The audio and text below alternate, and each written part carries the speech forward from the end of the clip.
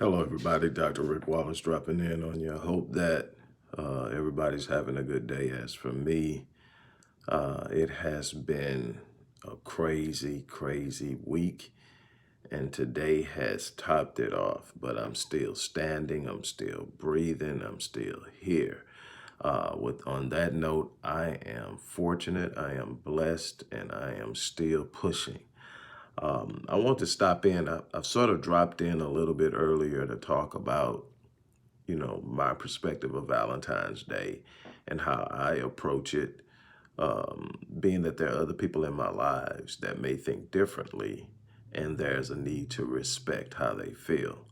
I talked about that, and I'm pretty much done with quote unquote Valentine's Day. But since the conversation today is love, I did want to take just a brief moment to talk to you guys about the state of Black love in America beyond the perception. Before I do, I would definitely want to encourage you to support the work we're doing at the Odyssey Project. There's always going to be a paragraph in the description box that'll show you how to do it, whether you want to give on GoFundMe, give on the site, or give through our Cash App account.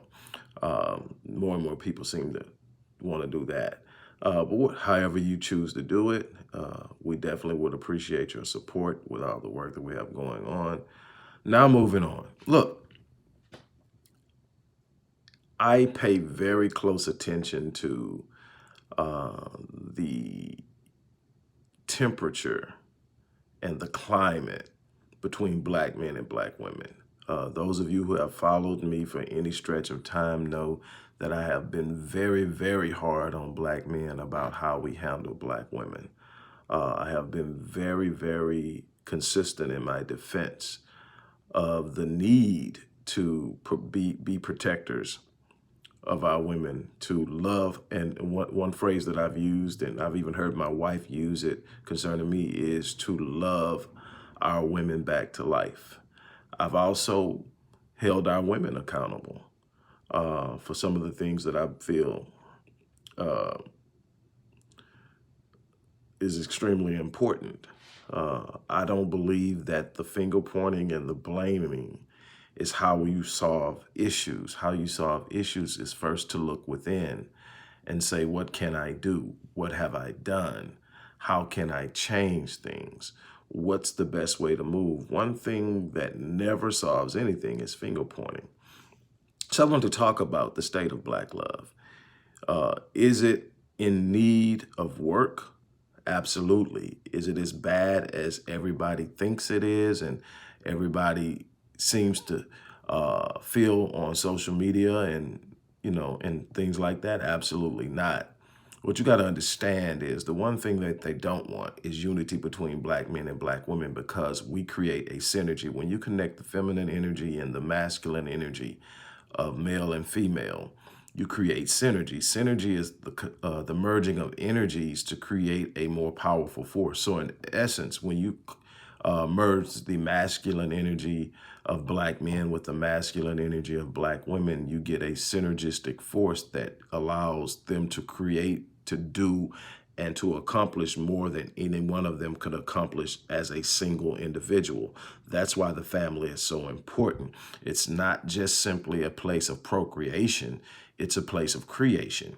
It's a place where you can create movements, power,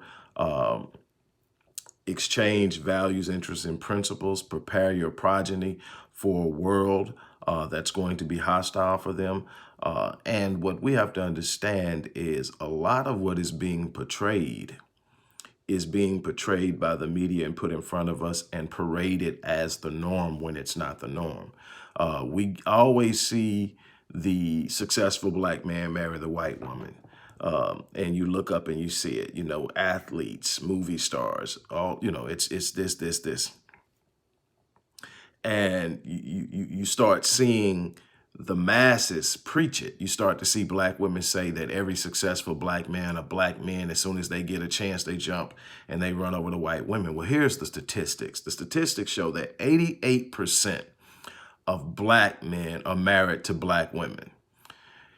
There are so many other statistics that show that the disparities that people want to claim aren't really there. Do we have some clowns that jump out there and want to talk about why they don't marry or date black women? Absolutely. But what you're going to find is the clowns that do that aren't necessarily men that black women should want anyway. Men that talk about black women are too aggressive. See, they don't realize how weak they sound, because to talk about a black woman being too aggressive is to ignore her history in America. To talk about a black woman being too aggressive, being too loud, is to ignore everything else and to assume that white women or any other women aren't as confrontational, combative, and I mean, there's this illusion that's tossed around in all these different ways to create these ideas. The truth of the matter is, no one can understand the black experience that a black man goes through like a black woman can. No one can connect on a spiritual, cellular, and emotional level the way a black woman can. Our experiences in this country make us prime for one another. Our history before we came to this country makes us prime for one another. Here's what we cannot do. We cannot buy into the propaganda that paints us a certain way to one another and frustrates us. Yes, our women are in danger many times at the hands of black men. Intimate partner homicide. We have issues as far as childhood sexual abuse, which is a real issue. I've written about both of those in Born in Captivity, my 19th book. I've written about all those things. But when you measure them against the totality of the 48 million people, black people in this country, it is not the masses. It's the ignorant, it's the lost, it's the broken, it's the hurt, and that exists. Is it enough that we need to do something about it? Absolutely. I think that one of the things that we work extremely hard on at Black Men Lead is preparing and teaching young black males the importance of protecting and covering our women. We teach them that at a certain age, they will start to produce testosterone in large amounts. And the production of that testosterone will have two primary functions early on. There'll be some secondary functions like a deeper voice and some other things, but the two primary functions is they will become a little bit more aggressive emotionally and mentally, and they will also become physically stronger. Those are the two things. And we teach them that as that happens, that aggression is meant to make you more willing to step out and be a protector and a defender of those that you are responsible for protecting and defending, namely the elderly, women, and children. That aggression is meant to put you in a position where you are saying, not on my watch, that you are literally protecting. It's not meant to make you a terror.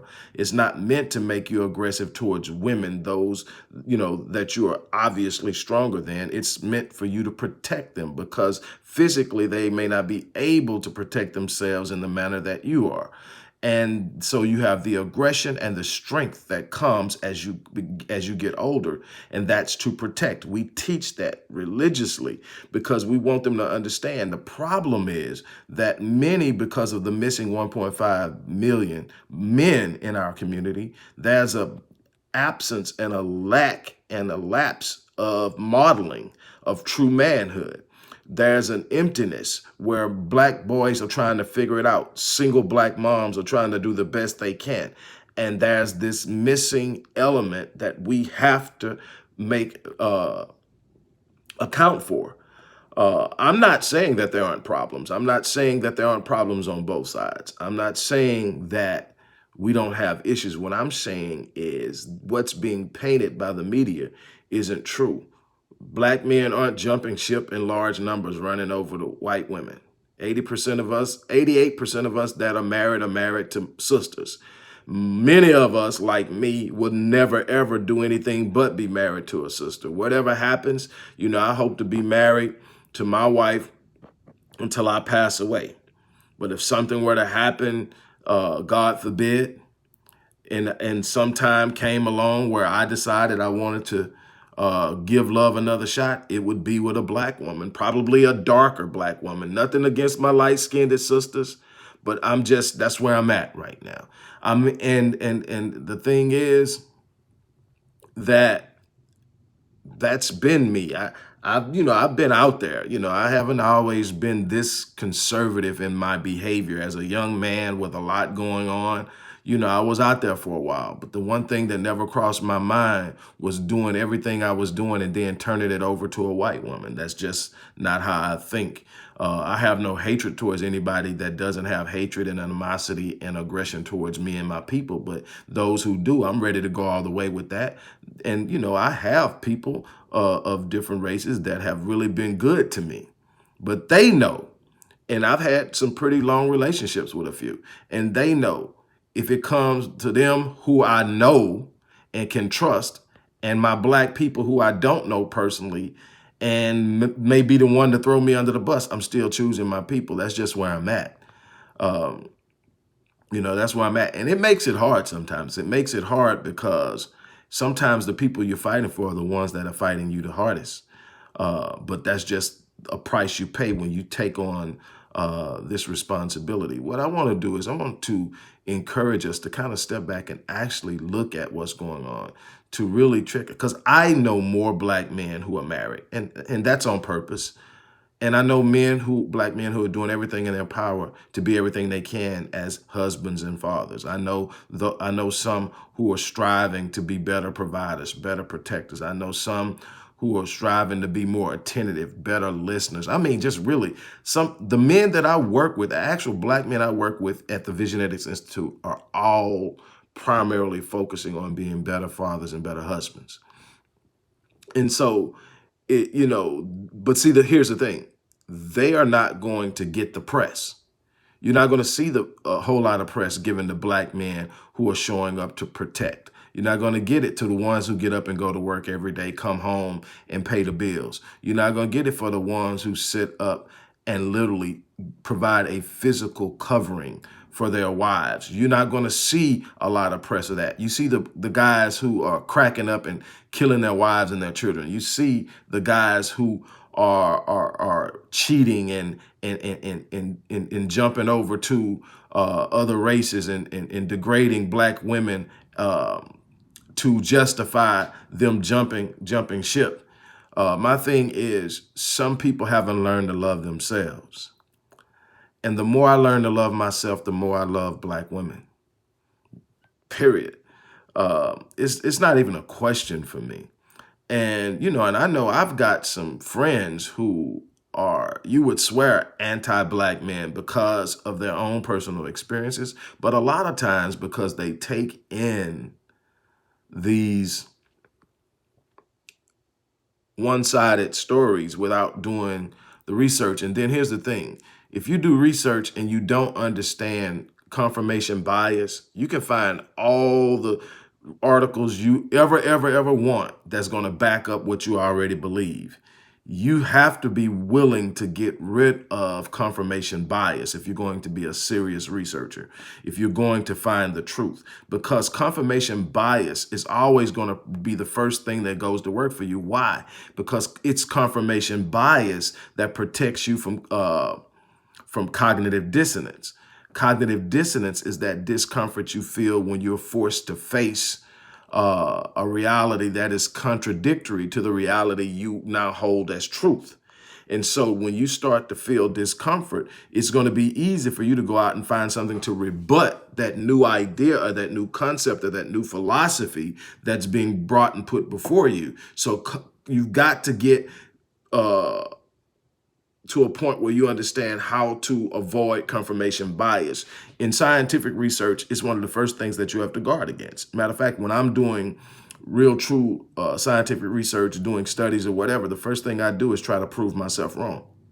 Before I go out to find information that backs up what my hypothesis, my concept, my hypothesis, my theory, when I'm looking, before I go look for anything that backs it up, I look for as much empirical data as I can find to prove me wrong. Then what does that do? That immediately puts the contrary thoughts, ideas, and concepts in my head. Then I go look. Then I can remember as I find different things what the counter information is saying about that particular idea. So now I have to measure it. I have to go and I have to really compare and look and come to a conclusion. And the conclusion sometimes may be that my hypothesis has moved to theory.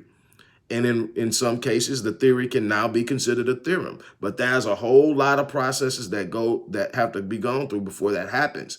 We tend to go out and find all this stuff, because what I can tell you is there's not too many ideas you can come up with in your head and not be able to go on the internet and find somebody that done said that is true, whether no matter how false it is. You know, you can find as many flat earth papers and theories as you can round earth papers and theories. One of them wrong. I'm not going to get into what my theory is because I've done the research, but that's not the argument I'm trying to have. And what I'm trying to say is there's a contradictory idea to almost everything you can possibly come up with. And if that's all you're looking for is what's going to back up your idea, you'll find it. And then you'll sit up and say, see, I knew it. I knew it. Every time that there's a news story about a black man killing a black woman, all the women who feel that all black men are like that, or the vast majority of black men are like that, see, that's it. That's it. That's right. We can't trust them. And I'm not defending the behavior. I arbor the behavior. I have absolutely no tolerance whatsoever for men who harm women. I have no tolerance whatsoever. If you want to know what my code of conduct is and be that, go to the site and check it out. I have no tolerance for it. I'm not trying to back it up. I'm not trying to make an excuse for it. There is no excuse for it. There's absolutely no excuse for a man to bring physical harm or emotional harm to a woman. We have to be better than that. We should be the calm. You know, that's my goal when things get turbulent in our household. In any kind of way. My goal is to be the calm voice. I don't raise my voice at my wife or my kids. I don't make threats, physical threats to anybody.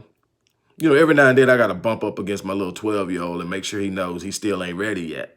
You know how boys, that beta starts to trying to see how close he is to an alpha. The mentality starts to change. That testosterone comes on. He wants to move out of that beta role and test that alpha. And I got to show him, you ain't ready for this right here. You going back on over there and go alpha with some kids or something because you don't want this. But, you know, I'm never harming him or hitting him, but I'm just letting him know that there's a big difference between your 12-year-old strong and this strong right here. This done been through some stuff and knows some stuff. You want to move on around. And, you know, and after a while, I won't have to show him anymore. He'll just have that understanding of respect and loyalty and love. And, you know, he'll find his place and then he'll become an alpha that'll move in and do his own thing with his own family and all that. But what I'm trying to get at here is that we have to stop buying into narratives written by those who want to see us disintegrate. Yes, we've taken some hits. Yes, there are some things that some inadequacies and deficiencies on both sides. I'm not one for throwing arrows. I call both sides out when I see them acting up. I call men out on some of the stuff I see y'all doing. Women, you know I've called you out too, but you also know I've gone to bat for you. I stood up for you, and I will continue to stand up for you. And my wife knows, and she's seen me actually in action. I'm not going to ride by and see anybody handling you rough and keep moving. I'm going to stop. And I've seen and I know that can end up real bad. In the past year and a half, there have been 2 black men trying to protect black women and ended up dead. That's literally, unfortunately, a part of being a man. You cannot be a man and not be willing to put yourself in harm's way for a woman. It's just simply not how it does. They want you to be fearful. They want you to be fearful of the consequences of standing up and actually being a man. And they've conditioned us in it. It goes all the way back to slavery. You can be physically strong, but don't you dare be mentally and psychologically strong. Don't you dare have the nerve to stand up and push back. And that's what we've got to be able to do for our women, for our children, for our elderly, in so many other ways. Here's what I can tell you. Here's what I can tell you. Thanks, Novell. Here's what I can tell you. Until we get to unite, there's not gonna be any empowerment. That's why they have no power matriculating so many black women into college and giving them degrees and setting them loose, because that doesn't represent power for the black community.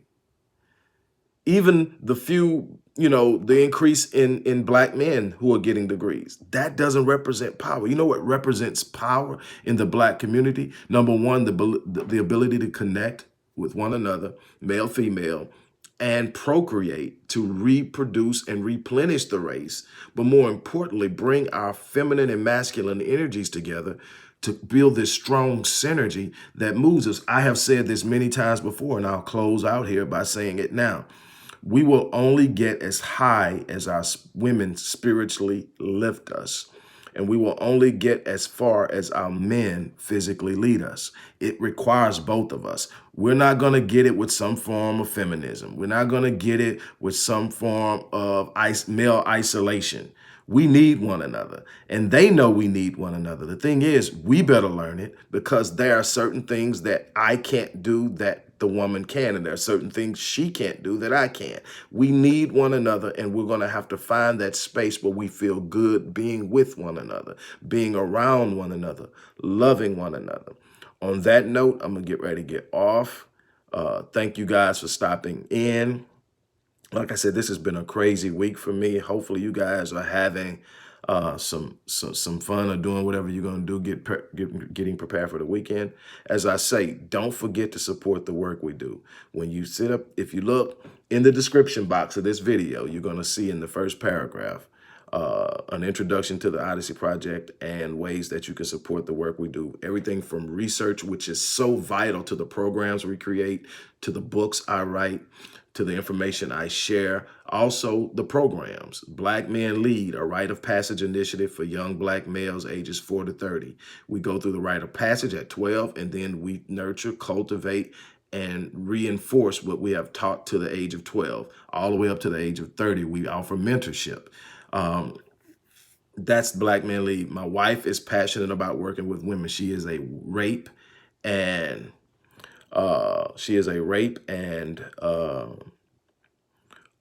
child molestation survivor. If you've read her book, you've heard the whole story. She was molested at age 5, raped at 14, and again at 16.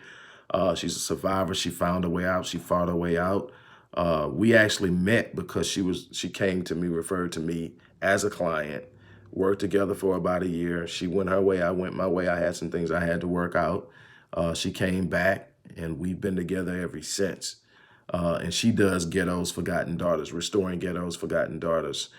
We actually do that. We work together on that. She works with me on a number of different things, but she's very passionate about that. But we definitely could use your support.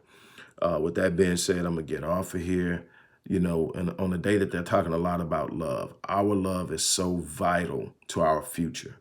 We can't talk about love and then rear kids and they don't see it. They need to see modeling of love. And I'm going to tell you something. This is mine, and it's going to tick a lot of people off. While at times co-parenting becomes necessary because relationships are so irreparable at a point that they can't be salvaged, and then co-parenting becomes a requisite, I want you to understand something. Co-parenting is becoming too trendy. It's becoming the go-to. It's becoming the norm. Co-parenting is not the best or ideal situation. Male, masculine energy, female, feminine energy in the home, simultaneously, all being used to create an environment where we can nurture our progeny, pass down our values, interests, and principles, teach them the concepts and philosophies and principles that will govern their behaviors after they leave us and go out into a world that is inherently hostile towards them. We can't wait till they're in their 20s and 30s to talk about group economics. We can't wait till they're in their 20s and 30s to talk about the importance of business ownership. We can't wait till they're in their 20s to talk about the importance of self-awareness and self-image and self-identity.